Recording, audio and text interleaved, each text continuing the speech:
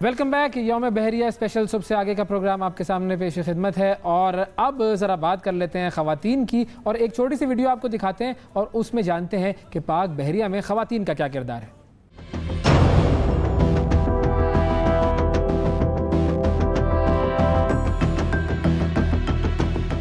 पाक बहरिया में पहल तो ख़वातीन को सिर्फ मेडिकल कोर में खिदमात के मौके मुयसर थे, मगर अब वो अपनी अफवाज के शाना बशाना हर महाज पर मौजूद हैं। पाकिस्तान नेवी में ख़वातीन ऑफिसर्स की शमूलियत 1997 में शुरू हुई। इस वक्त ख़वातीन ऑफिसर्स पाकिस्तान नेवी की मुख्तलिफ ब्रांचेज में खिदमात सरअंजाम दे रही हैं, जिनमें medical, logistics, dietitian, public relations, IT, law और एजुकेशन शामिल हैं। पाकिस्तान की मुसल्लह अफवाज में ख़वातीन को भी ट्रेनिंग, तरक्की और खिदमात के यकसा मौके फराहम किए जाते हैं। पहला जनरल नेवी पैराट्रूपिंग कोर्स 2014 में मुनक़िद हुआ। कोर्स की ग्राउंड ट्रेनिंग का आगाज naval special operations training centre में हुआ, जिसमें 12 मर्द ऑफिसर्स, 12 सेलर्स और 2 ख़वातीन ऑफिसर्स ने शिरकत की। बाद अज़ीम मजीद कोर्सेज का भी इनेकाद किया गया, जिसमें ख़वातीन अफसरान ने तरबियत हासिल की।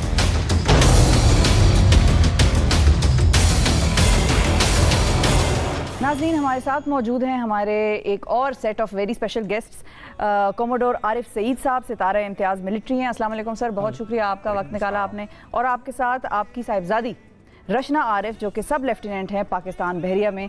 अस्सलाम वालेकुम, आपका भी बहुत शुक्रिया। अच्छा, आप दोनों की जो वजह शोहरत बनी वो सोशल मीडिया पर जो वीडियो वायरल हुई थी, जिसमें आपने इन्हें सैल्यूट किया और आपने इन्हें गले लगाया, वो वीडियो भी दिखाते हैं आपको और फिर आपसे ज़रा गुफ्तगू का आगाज़ करते हैं।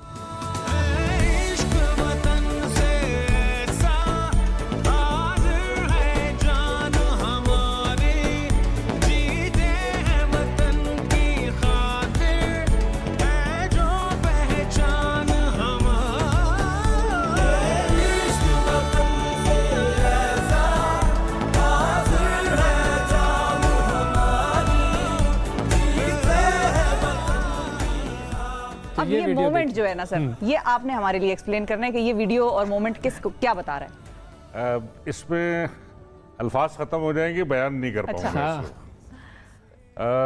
खुदा गवाह है, बहुत सख्त जानू, बट इस मौके पे भी मैं अपने ऊपर काबू नहीं कर पाया और मेरे ना चाहते हुए भी आंखों में आंसू आ गए, क्योंकि अपनी बेटी को अपने नक्शे कदम पे चलते हुए देख के एक बाप को जितनी खुशी हो सकती है, मेरे ख्याल में वो अल्फाज में बयान नहीं हो सकती। बिल्कुल।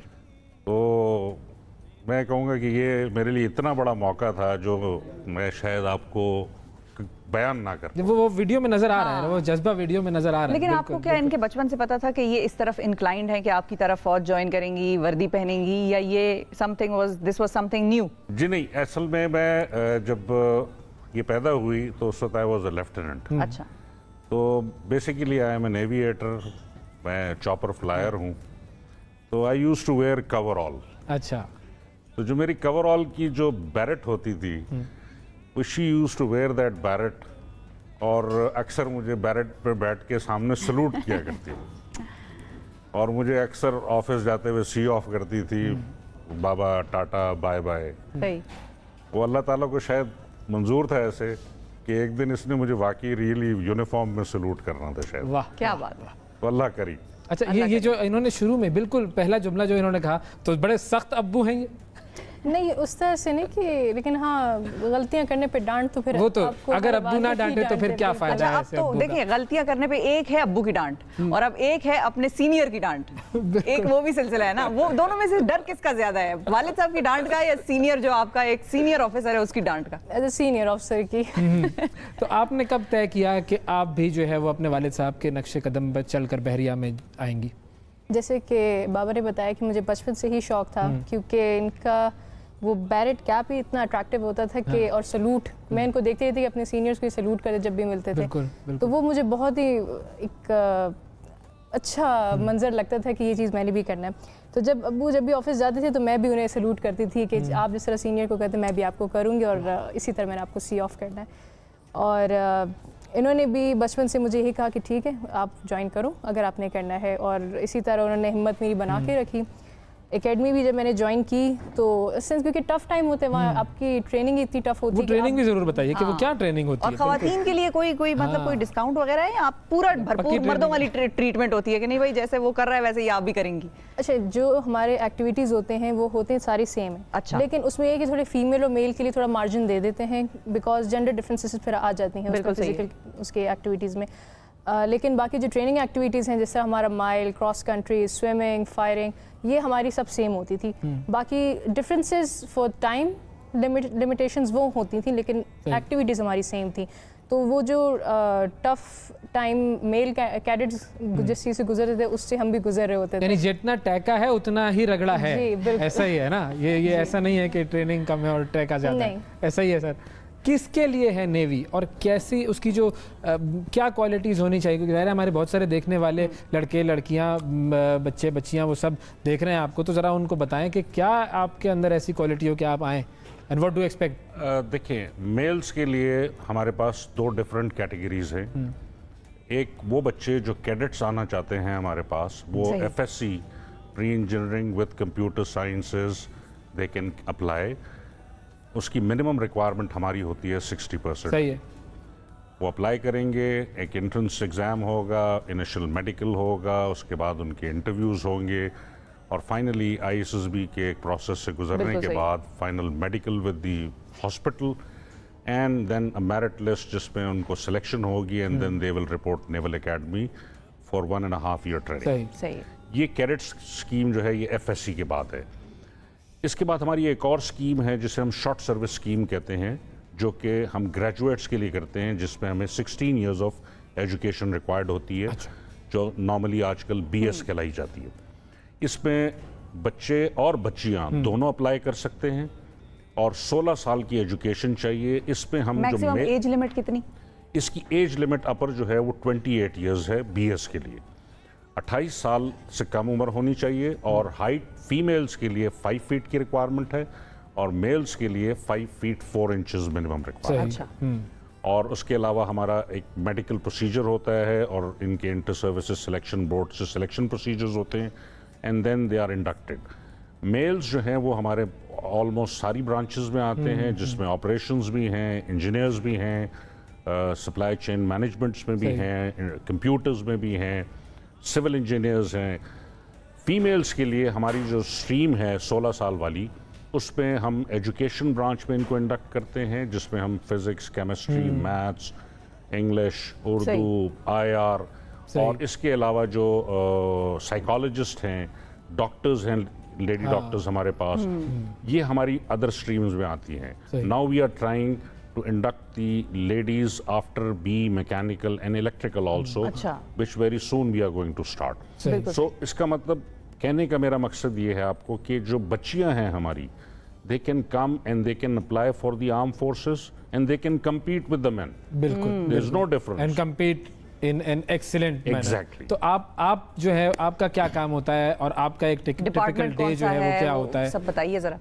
मैं एज अ साइकोलॉजिस्ट इंडक्ट हुई इन पाकिस्तान नेवी और करंटली अभी मैं ISSB कोहार्ट में हूँ जहाँ हमारी प्रोफेशनल ट्रेनिंग चल रही है वहाँ पे। ओके।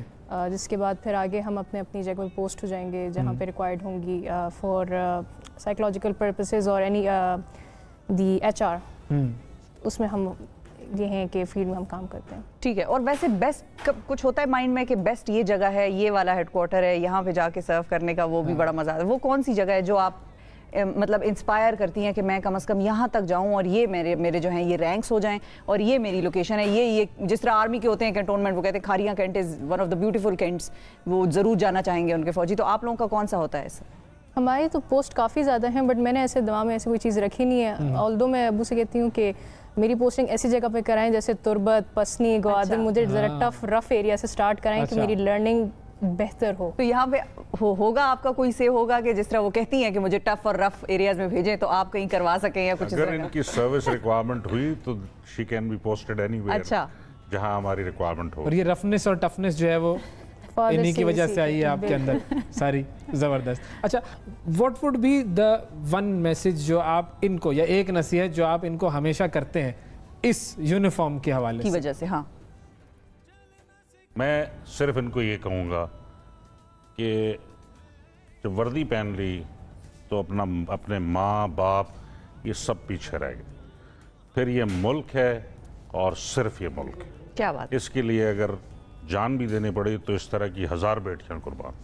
क्या बात है। और ये अच्छा, ये बात आपने तो क्योंकि पहनी हुई है वर्दी, ये आपने तो कहा है, लेकिन आपसे पहले जिन गेस्ट से हम बात कर रहे थे, और मैं अक्सर लोगों से ये पूछती हूँ कि वालिदैन ने तो वर्दी नहीं पहनी होती, बच्चों ने पहनी है, वो जाता है ज़रूर, जंग लड़ता है, वो क्या जज्बा होता है? मुझे आज तक वैसे कोई बता भी नहीं सका, लेकिन मेरा ख्याल है वो कोई गायब की मदद होती है, वो कोई डिवाइन पावर है जो आप सारे वर्दी वालों में है। ये आप, मैं बता रहा हूँ, कोई अल्फाज में शायद नहीं बयान कर पाएगा, बट इस मुल्क की मोहब्बत और इस मुल्क के साथ सिंसेरिटी, इसके लिए हज़ारों जाने कुर्बान। बिल्कुल बिल्कुल। आपका क्या फ्यूचर टारगेट है कि आप कहाँ तक पहुँचें? मेरा भी ख्वाब है कि जिस तरह कि मैंने एक लेगेसी कंटिन्यू की अपनी फैमिली में, मेरे ग्रैंडफादर नेवी में थे, मेरे फादर हैं, और मैं फर्स्ट फीमेल, यानी कि ये 3 पुश्तें चली आ रही हैं। बिल्कुल, क्या बात है। तो वो एक being the first in any field, ये बहुत प्राइड की बात होती है। तो जिस तरह मैंने अपनी फैमिली में एक ऐसा स्टेप लिया प्राइड के लिए, इसी तरह मैं चाहती हूँ कि नेवी में भी कोई ऐसा स्टेप लूँ कि नेवी का भी नाम इस तरह रोशन हो। इंशाल्लाह जी। फादर ने कहा कि sky is the limit. Sky is the limit. मैं I was just about to say that कि इंशाल्लाह स्काई इज द लिमिट। बस कैमरा आपके सामने है। पाकिस्तान की खवातीन को, लड़कियां जो चाह रही हैं, एस्पायर करती हैं यूनिफॉर्म पहनना, उनको क्या कहेंगी? मैं तो यही कहूँगी कि they all are doing a very great job, regardless वो फोर्सेस में हैं या वो हाउसवाइफ्स हैं, you all are doing a very expendable job. बस हिम्मत नहीं हारनी है, ठीक है, ups and downs part of life है, जस्ट डू योर बेस्ट और बाकी अल्लाह पे छोड़ दें। सर, वालिदैन के नाम? मैं वालिदैन से कहूँगा अपनी बेटियों की ताकत बने, उनको पढ़ाएं और उनके सहारा बन के उनके साथ चलें। आई टेल यू, इस मुल्क की बेटियों में जो क्वालिटीज़ हैं और जो पोटेंशियल है, ये इट कैन शो वंडर्स। बिल्कुल जी। और इस मुल्क को तरक्की के जीने पे चढ़ा देंगे। बहुत शुक्रिया अदा करेंगे आप दोनों का। वक्फा लेते हैं नाजरीन, वक्फे के बाद दोबारा हाजिर होते हैं और आपकी मुलाकात कुछ और लोगों से करवाते हैं जिनसे मिलकर आपका जज्बा मज़ीद जवान हो जाए।